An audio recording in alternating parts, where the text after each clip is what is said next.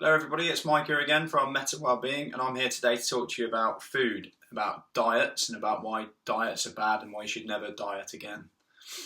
Diets are bad for you, not just physically but mentally as well. There's living proof of how bad diets are. If you look at the countries that have the highest amount of diets and diet fads, it's America and the UK, two of the fattest countries in the world. When you go on a diet, you may lose weight initially. You may lose weight for a month, but what's going to happen is that's going to play around with your hormones, it's going to play around with your thyroid, and when you come off the diet, because the diet's not sustainable, your thyroid then has to compensate for that, which in the long term means that your metabolism gets really messed up. So in the long term run of fad dieting is that you actually put weight on. And I see lots of people that have experienced this, and I'm sure that there's people that are watching this video that have experienced this as well. It's bad for you mentally as well, because you end up defeating yourself. When you go on these diets, number one, you're constantly hungry and you're constantly struggling, you're constantly thinking about food. But number two, when you come off the diet, which you're going to do because you can't sustain it, you're going to go into the starvation effect and go and eat lots of food again, put the weight back on, and then you've mentally damaged your own self-belief because you believe that you're never going to lose weight. So that's bad. So we don't want to do diets ever again.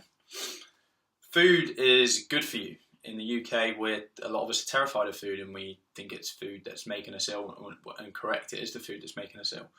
But that's because of the foods that are put in front of us. When we look at food properly, and when we go to nations where we don't have so many processed foods, we realise that food is really appreciated, and food's a medicine. Most of the illnesses that we suffer from are a result of poor food or a lack of good food. It's good for us physically, food. It helps us grow, it helps us fuel ourselves, it helps us perform, it helps us recover from injuries, it helps us recover from illnesses.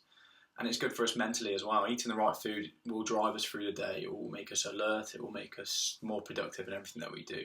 So by not capitalising on that, we're, again, not maximising our potential as human beings. If you're going through, and I know there'll be people watching this video that do suffer this, if you're going through each of your days and you're tired and you're hungry mid-morning, you're constantly hungry, you're constantly thinking about food, and again you're tired, then you're eating the wrong foods. Unless you've got some kind of illness that I'm not aware of. If you're completely healthy and you're finding that you're really struggling through the days, you're eating the wrong foods. Now I can say this because I've lived through this. I didn't used to understand food. I used to be in the military and I struggled through each of my days trying to stay awake. I'd eat a big lunch and then I'd fall asleep after lunch, and then I'd struggle for the rest of the afternoon, then it'd get to the evening time and I'd be wide awake. And this all comes down to the fact that I didn't understand food, and I know for a fact that lots of people watching this video will be able to relate to what I've just said, and that's instantly going to have pinged up your ears because you think, that's me. Yeah, I'm struggling through the days, I'm always reaching for foods to try and fuel me to get through the day, and I'm constantly tired. Now, it's not your fault. You're in the UK, especially, and in the US, we've put on a lot of weight in the last 50 years, in the last 60 years. Since the 1950s, we've become very overweight and very sedentary. Now, the human body is a very clever thing. It's a machine. It's an organism that's evolved to be the most effective thing that it can. So if we think about it, in the last 50 years, we haven't all just got greedy and lazy. So what's happened? It's quite clear when you look into it, but in the UK, especially in America, we've been given food in abundance and we're given bad food. Not only are we given this bad food, it's pushed in front of us aggressively almost all day, every day. You can't leave the house without seeing KFC advertisements, without seeing other fast food advertisements. You can't even go and buy petrol for your car without having to go through the gauntlet of getting through all the sweets and chocolates and colourful wrappers.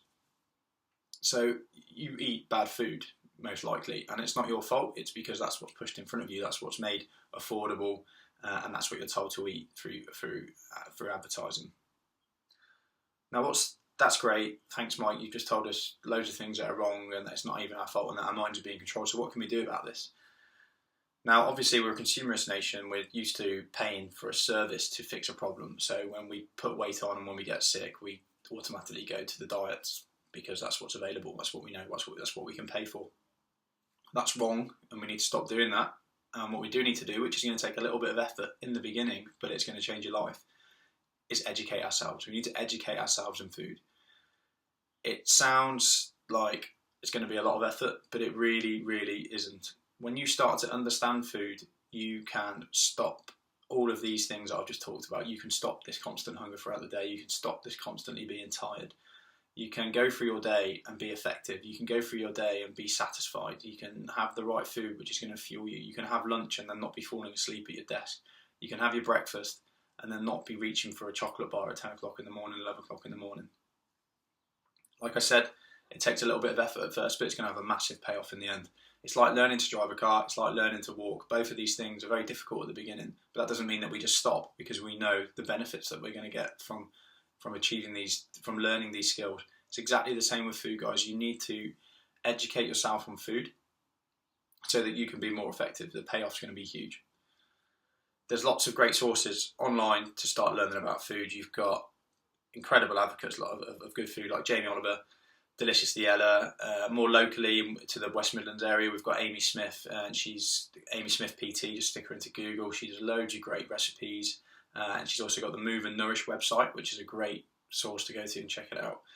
If you want to go a bit more deep into it, and you're really interested in finding out about a healthy diet but not a healthy way of eating, I'd recommend looking into the paleo system.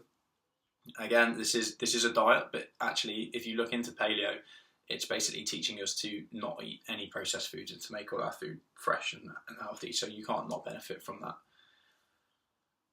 Also, look into local cooking schools. There's all sorts of things available again in the local area. In Worcester, I know that we've got Sheila's Cooking School, which is available at sheilaskitchen.com. But there's all sorts, wherever you are, just sticking into Google, cooking school, and go and learn how to cook some food. Because most of us don't know how to cook, which is absolutely mental, because our food's going to run us through each and every day. It's going to fuel us for our lives, and we're never taught about it at any point in our lives. In fact, I talked to my little 13-year-old sister recently who's at school, and she told me that she'd done cooking lessons, and I thought, great, they're going to start teaching kids about food, it's about time. And when I asked her what she cooked a bread and butter pudding and an upside down cake. So we definitely need to educate ourselves, because the education system is not on this yet, and we need to educate our kids as well on how to eat healthy food. I think we're going into the new year. Everyone likes to make their New Year's resolutions. As Brits, we are very goal driven. We are very, we like to make very lofty targets. We tell ourselves we're going to go to the gym and go 5 times a week. We tell ourselves we're going to completely change our diet. Again, that's damaging by making unrealistic goals.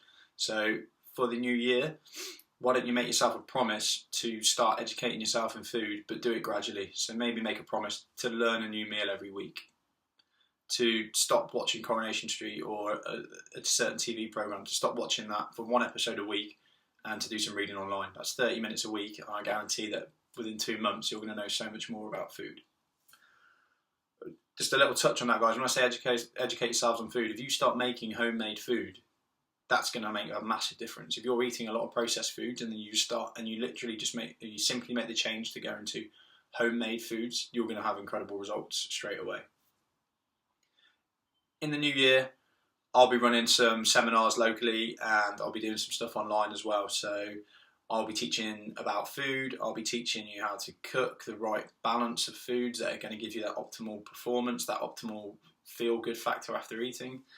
And I'll also be running some prep schools. So I'll be teaching people how to prep their meals for work, prep the meals for the week, so that if you do work a busy week, or if you're a police officer, if you work shifts, that actually it's still very, very realistic for you to make good, healthy food at a reasonable price in quite a short amount of time.